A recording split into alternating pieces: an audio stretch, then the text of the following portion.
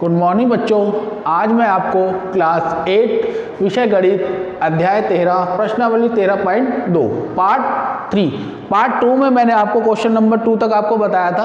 अब इसके आगे के क्वेश्चन में आपको समझा रहा हूँ। क्वेश्चन नंबर 3, यहाँ तीलियों की संख्या तथा क्रमगत तीलियों की प्रत्येक युग्म के बीच का कोण में प्रतिलोम समानुपात है। जो इसने तीलियों की संख्या दे रखी है उसमें समानुपात है।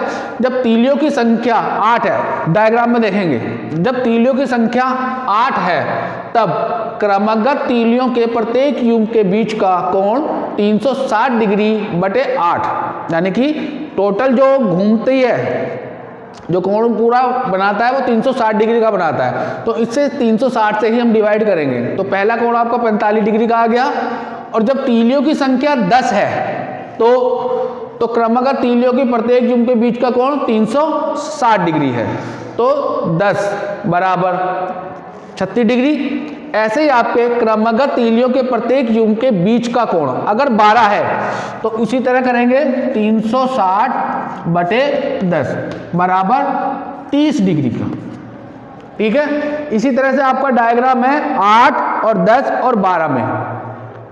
अब इसके नीचे क्वेश्चन आपको दिए हुए हैं, क्या तीलियों की संख्या और क्रमगत तीलियों के युग्म के बीच का कोण प्रतिलोम समानुपात है? तो हाँ, तो इसमें हाँ लिखना है। तो हाँ, प्रतिलोम समानुपात है। और क्वेश्चन नंबर 2 और 3 सेम इसी तरीके से आपको करना है। जब तीलियों की संख्या होना है तो 360 डिग्री से आपको डिवाइड करना है।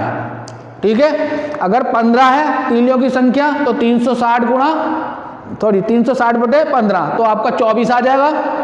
ऐसी आवश्यक तीलियों की संख्या है तो आपका कोण 40 डिग्री का दिखा है तो अपॉन 40 करेंगे तो अब 9 आ जाएगा। ठीक है, इसी तरीके से आपको ये क्वेश्चन करने हैं। अब देखिए क्वेश्चन नंबर 4। यदि अब क्वेश्चन नंबर 4 ध्यान से देखेंगे आप इसको, बुक को साथ ही रखना है जब आप वीडियो को देखते हैं, क्योंकि बुक के हिसाब से ही आपको क्वेश्चन समझ में आएगा। तो क्वेश्चन देखेंगे आप पहले। ठीक है, यदि किसी डिब्बे की मिठाई को 24 बच्चों में बांटा जाए तो प्रत्येक बच्चे को 5 मिठाइयाँ मिलती हैं। तो यदि 4 बच्चों की कमी हो जाए तब कितनी मिलेगी? तो लिखेंगे प्रत्येक बच्चे को मिठाइयाँ। ठीक है, आंसर 4, प्रत्येक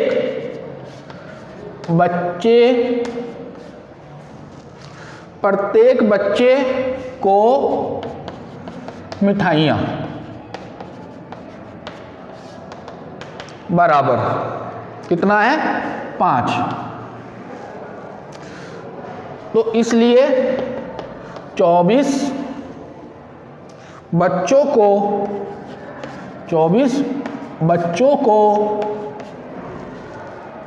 कुल मिठाइयाँ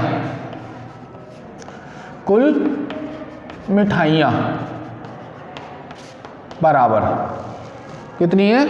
तो 24 गुणा 5 बराबर 120। ठीक है, तो यदि बच्चों की संख्या में 4 की कमी की जाए, यदि बच्चों की संख्या में 4 की कमी की जाए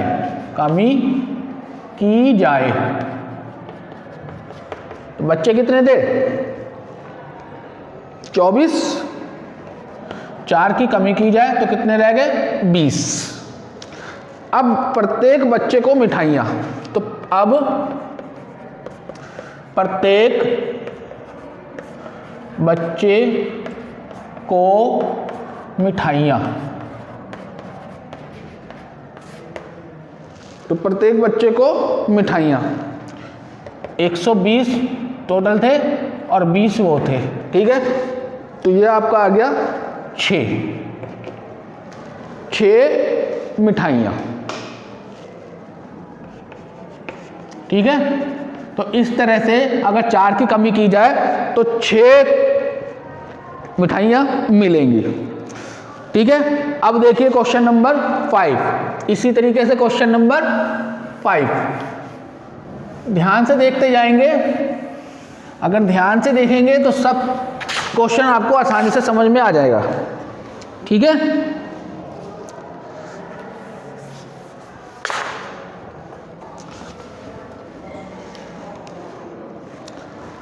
देखिए अब क्वेश्चन नंबर 5। अब इसमें कह रहा है कि एक किसान को की पशुशाला में 20 पशुओं के लिए 6 दिन के लिए पर्याप्त है, और यदि इस पशुशाला में 10 और आ जाए, उसमें 4 कम कर दिए, इसमें बढ़ा दिए, तो इसी तरह के आपको क्वेश्चनों को आंसर करने हैं। तो यदि इस पशुशाला में 10 पशु और आ जाए, यदि इस पशुशाला में यदि इस पशुशाला में 10 पशु और आ जाएं, ठीक है। अगर और आ जाएं तो माना दिन बराबर 1, ठीक है। तो पशुओं की कुल संख्या बराबर, तो पशुओं की कुल संख्या बराबर, तो कितनी संख्या हो जाएगी? 20 थे, 10 और आ गए तो 30 हो गई, ठीक है। तो यहां आप टेबल बनाएंगे, पशुओं की संख्या, पशुओं की संख्या और दिन। अगर पशुओं की संख्या 20 थी तो दिन थे 6, अगर पशुओं की संख्या 30 थी तो हमने मान लिया x, तो माना दिन बराबर x, इस एक को x लिख लो, ठीक है। तो हमने x मान लिया,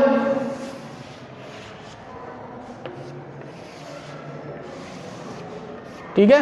तो अब यहां पर हम बनाएंगे, क्योंकि पशुओं की संख्या दिनों के प्रतिलोम अनुपात में होगा, क्योंकि पशुओं की संख्या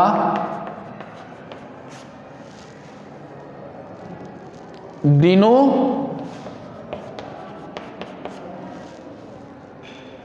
के प्रतिलोम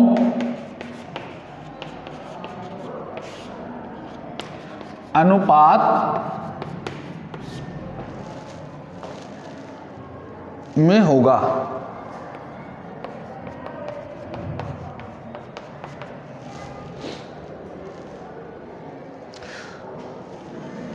तो 20/30 बराबर x/6 बराबर, तो 30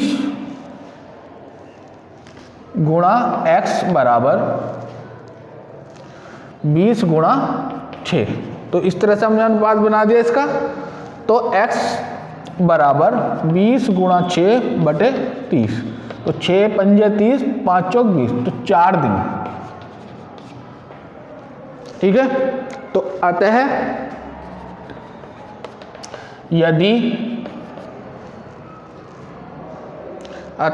यदि इस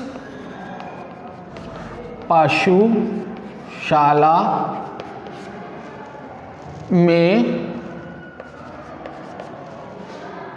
10 पशु और आ जाए, 10 पशु और आ जाएं, तो यह 4 दिन के लिए पर्याप्त होगा। तो यह 4 दिन के लिए पर्याप्त